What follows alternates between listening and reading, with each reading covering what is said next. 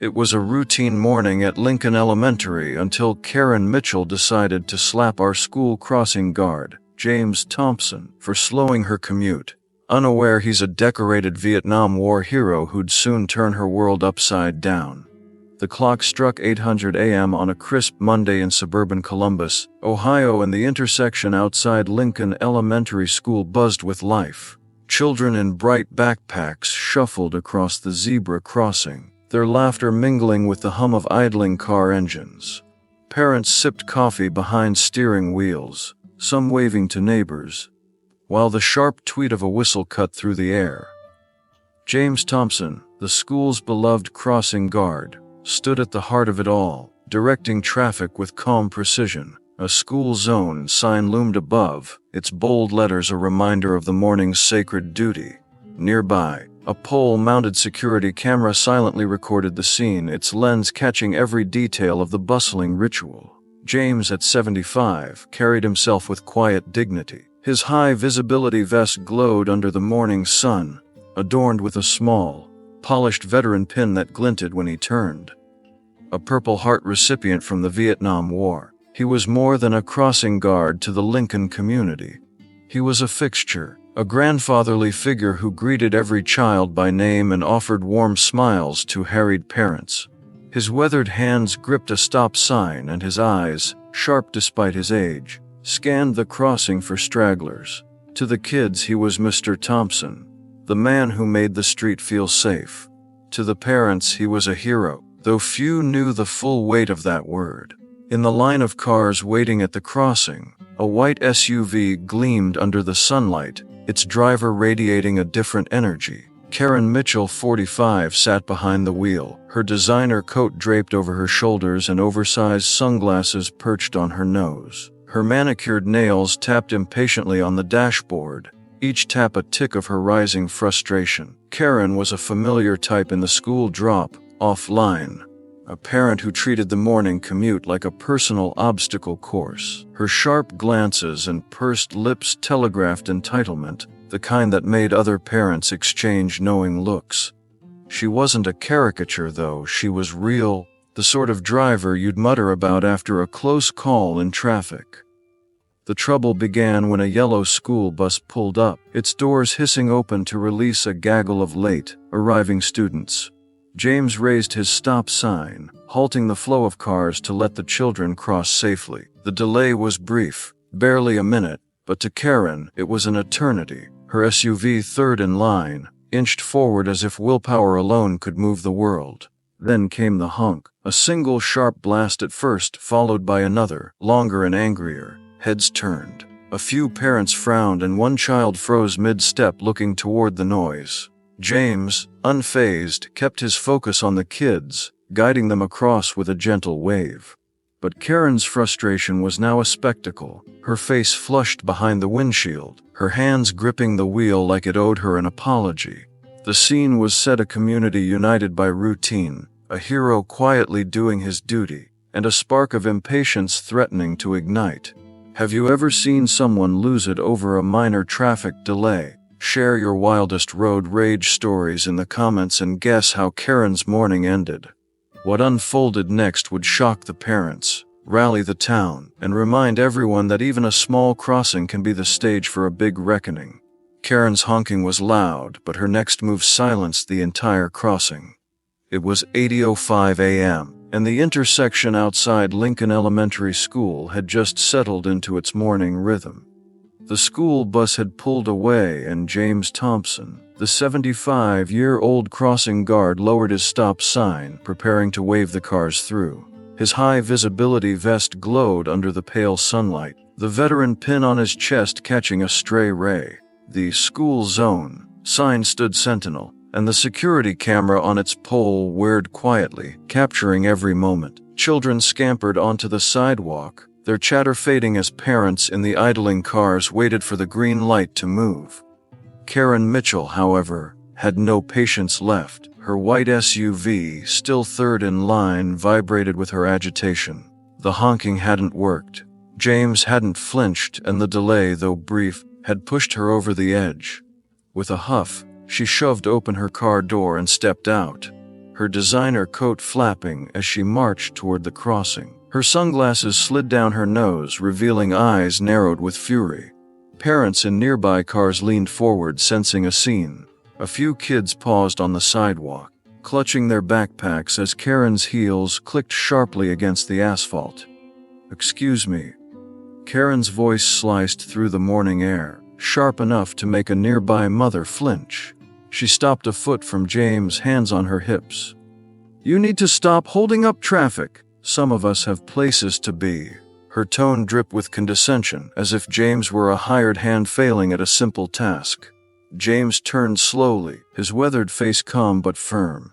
He adjusted his grip on the stop sign, meeting Karen's glare with steady eyes. "Ma'am, I'm keeping the kids safe," he said, his voice low and even. "You'll move when it's clear." The response was like gasoline on Karen's fire. Her face reddened, and she took a step closer, jabbing a finger toward him. "Do your job properly, old man," she snapped. Then, in a flash of reckless anger, her hands swung out, striking James's left cheek with a sharp slap. The sound echoed, a crisp crack that froze the crossing. A collective gasp rose from the onlookers. A child whimpered, and a parent's coffee cup slipped from their hand, splashing the dashboard. James staggered slightly, more from surprise than pain. He touched his cheek, his fingers brushing the warm spot where her hand had landed. His veteran pin glinted as he straightened, his composure unshaken. "Mom," he said, his voice steady but carrying a warning. "Step back, now." His eyes, though kind, held the steel of a man who'd faced far worse than an entitled parent. The crowd erupted into murmurs. Susan Jenkins, a mother in a minivan, leaned out her window, her face a mix of shock and outrage. "You can't hit Mr. Thompson," she shouted, fumbling for her phone to record. Other parents followed suit, their cameras snapping to life, capturing Karen's stunned expression and James's quiet dignity. A group of students huddled near the sidewalk, whispering, while Miss Carter, a third-grade teacher, sprinted toward the school's entrance, her voice urgent as she called for the principal. Karen stood frozen for a moment, her hand still raised, as if she couldn't believe her own actions. Then, sensing the growing hostility, she doubled down, tossing her hair and muttering, "He deserved it for wasting my time." But the crossing was no longer hers to command. The air crackled with tension, the community's warmth replaced by a collective glare aimed at her. Karen's slap was bold, but she was about to learn who she'd just crossed. As Karen ranted, a whisper spread through the crowd. Mr. Thompson was no ordinary crossing guard. By 8:10 a.m., the intersection outside Lincoln Elementary School pulsed with tension. The air still carried the sting of Karen Mitchell's slap, and the crowd of parents and students buzzed with disbelief. James Thompson stood firm at the crossing, his high-visibility vest creased but his posture unyielding. The veteran pin on his chest gleamed faintly, a detail most had overlooked until now. The school zone sign loomed overhead, and the security camera continued its silent vigil, recording the escalating drama. Karen's white SUV sat abandoned in the traffic line, its driver's door ajar, her designer coat now crumpled on the front seat. Karen, oblivious to the shift in the crowd's mood, pressed her attack. "You're wasting everyone's time," she barked, waving her phone as if it were a weapon. "I'm calling the school board about this incompetence." Her sunglasses had slipped off, revealing eyes wild with indignation. She paced in front of James, her voice shrill, unaware that each word was digging her deeper into a hole. But the crowd's attention was no longer on her. Susan Jenkins, still clutching her phone as she recorded, leaned toward a nearby parent, her voice low but urgent. "That pin on his vest, it's a Purple Heart. Mr. Thompson's a Vietnam War hero." The words rippled outward, passed from one stunned parent to another. A father in a pickup truck overheard and nodded, his jaw tightening. Miss Carter, now back from alerting the principal, caught Susan's eye and gave a solemn nod, confirming the truth. The revelation hit the crowd like a spark, igniting murmurs of awe and anger. James, sensing the shift, remained calm. He touched the pin on his vest, a subtle gesture that seemed to ground him. "Mom, you've made a mistake," he said to Karen, his voice steady but laced with quiet authority. He reached for the walkie-talkie clipped to his belt and pressed the button. "This is Thompson at the crossing. Needs security out here, please." The crackle of the device underscored his words, hinting at the control he wielded in this moment. The crowd grew bolder. Bill, a local mechanic with grease-stained hands, stepped out of his truck, his voice booming. "He's a hero, lady!" "Show some respect." A mother holding her daughter's hand joined in, her phone still recording. "You don't touch Mr. Thompson," she called, her voice trembling with indignation. More phones were out now, their lenses trained on Karen's flushed face and James's unshaken resolve. A few students, still lingering on the sidewalk, whispered to each other, their eyes wide as they pieced together the gravity of the scene. Karen, caught in her own tirade, didn't notice the whispers or the growing hostility. She scoffed at James's warning, tossing her hair. "A mistake. You're the one slowing everyone down." Her defiance was almost comical, a performance for an audience that had already turned against her. The irony hung thick. Her outburst, meant to assert control, had instead exposed her ignorance to a community that revered the man she'd struck. The crossing, once a place of routine, had become a stage for reckoning. Parents pressed closer, their voices a chorus of support for James and condemnation for Karen. The security camera captured it all: the glinting pin, the abandoned SUV, the crowd's swelling outrage. Karen's tirade was unraveling, but the police were about to make it unforgettable. When the police arrived, Karen's bravado melted like ice on a summer sidewalk. By 8:20 a.m., the intersection outside Lincoln Elementary School was a cauldron of outrage and anticipation. James Thompson stood at the center of the crossing, his high-visibility vest slightly rumpled but his dignity intact. The veteran pin on his chest shone under the morning light, a quiet testament to his heroism. The school zone sign loomed above, and the security camera whirred on its pole, diligently capturing the scene. Karen Mitchell's white SUV remained in the traffic line, its door still ajar, her designer coat and purse abandoned on the front seat. The crowd of parents and students had swelled, their murmurs now a low roar of support for James and disdain for Karen. Karen, still clutching her phone, was mid-rant when the police cruiser pulled up, its lights flashing silently. Officers Smith and Lee stepped out, their faces stern but professional. Miss Carter, the teacher who had called for help, hurried to meet them, gesturing toward James and the crowd. Karen froze, her voice faltering as the officers approached. The confidence that had fueled her tirade drained from her face, leaving her pale and wide-eyed. Officer Smith, a broad-shouldered man with a notepad in hand, addressed James first. "Mr. Thompson, can you walk us through what happened?" James recounted the incident calmly, his voice steady as he described Karen's honking, her demands, and the slap that had stunned the crossing. Susan Jenkins stepped forward, offering her phone with the recorded video, her hands trembling with righteous anger. "I got it all here," she said. Bill, the mechanic, corroborated James's account, his deep voice carrying over the crowd. "She hit him for no reason. We all saw it." Officer Lee, meanwhile, retrieved footage from the security camera, confirming the unprovoked assault in grainy but undeniable clarity. The evidence was airtight: Karen's hand striking James's cheek, his composed response the crowd's shock. Officer Smith turned to Karen, his expression unyielding. "Ma'am, you're under arrest for misdemeanor assault under Ohio Revised Code 29-313. That carries up to a $100,000 fine or 6 months in jail." He paused, letting the weight of the words sink in. "Your actions against a veteran have upset a lot of folks, but the law's what matters here." Karen's bravado crumbled. "It was a reflex," she stammered, her voice shrill and desperate. "I didn't mean it. Can't we just talk this out?" She glanced at the crowd, seeking an ally, but found only glares and raised phones. Officer Lee shook his head, producing handcuffs. "Mom, turn around and place your hands behind your back." As the cuffs clicked shut, Karen's shoulders slumped, her sunglasses slipping to the ground. She cast a frantic look at her SUV, where her purse still sat. Officer Smith noted her concern. "We'll secure your vehicle and belongings. A relative can pick them up later." The crowd erupted in cheers as Karen was led to the cruiser, her head bowed. Susan hugged James, tears in her eyes, while Bill clapped him on the shoulder. "You're a class act, Mr. Thompson," he said.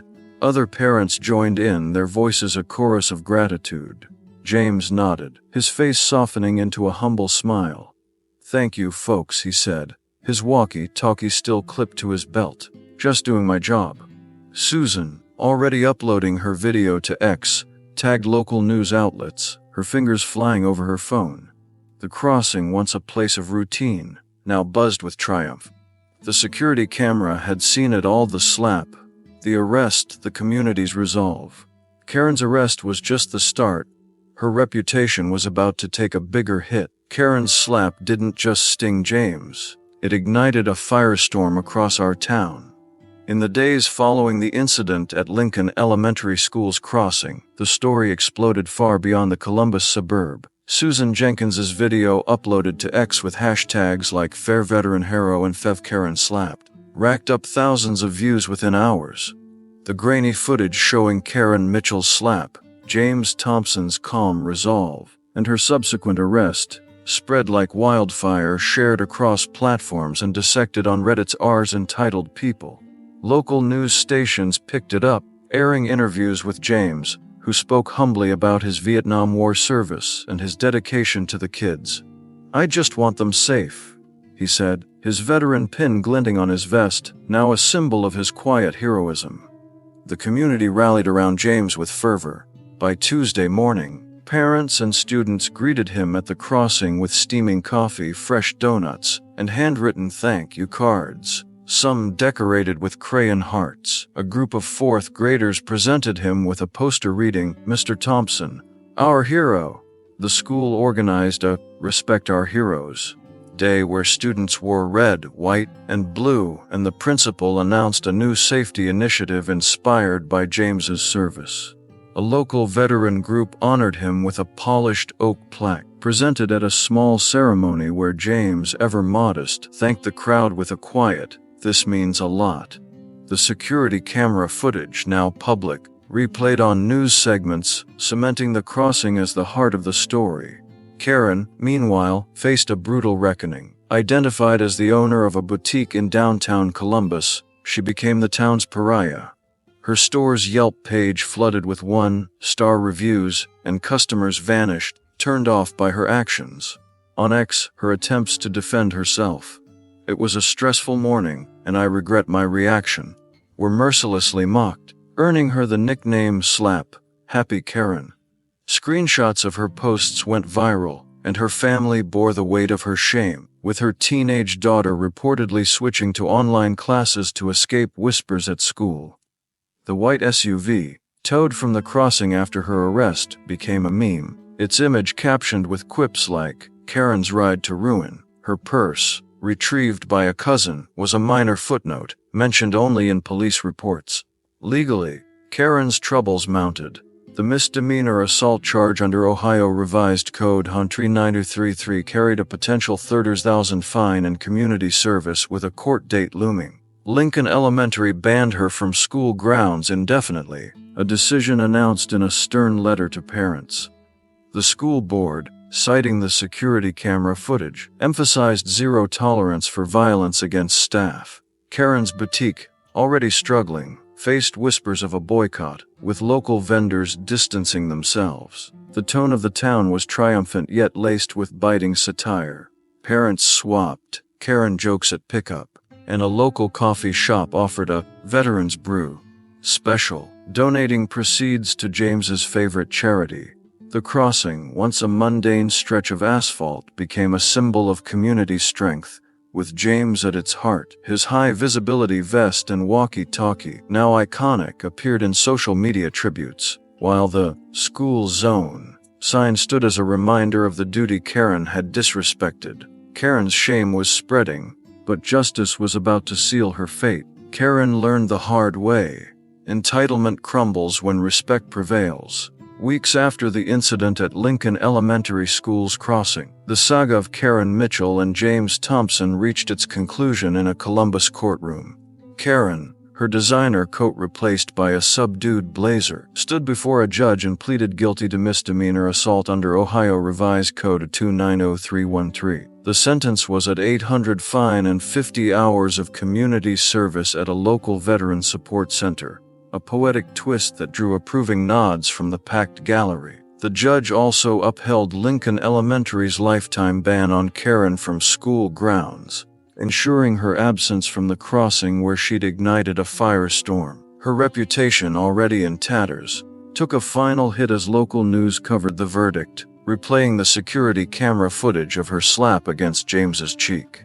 James, meanwhile, resumed his duties at the crossing with a hero's welcome.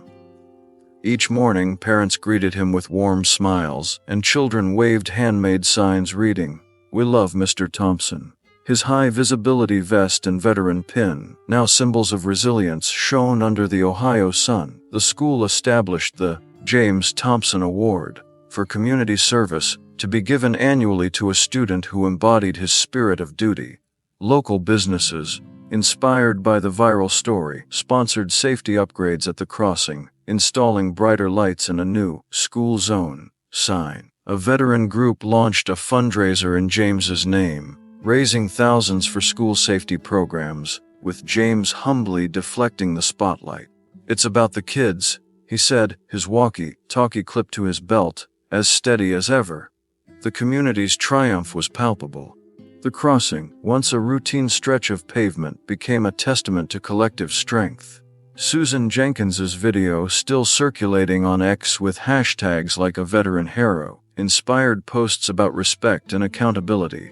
Parents shared stories of James's kindness, from helping a shy kindergartner cross to chatting with veterans at the local diner. The Respect Our Heroes Day became an annual event, with students wearing pins modeled after James's Purple Heart. The security camera, its footage now legendary, stood as a silent guardian, a reminder that actions have consequences. The moral of the story resonated deeply: respect those who serve, whether they're veterans, crossing guards, or unsung heroes in everyday life. Karen's entitlement, laid bare by her impulsive slap, crumbled under the weight of a community that valued fairness and service. Her public shaming, from the boycott of her boutique to the viral mockery on X, showed the power of collective accountability. James's quiet dignity, in contrast, proved that true strength lies in humility and purpose. Love this story of justice and respect? Hit that like button, share it with your friends, subscribe to our channel, and don't forget to ring the bell for more inspiring tales. At a crossing where every child matters, one Karen's outburst only strengthened our community's resolve.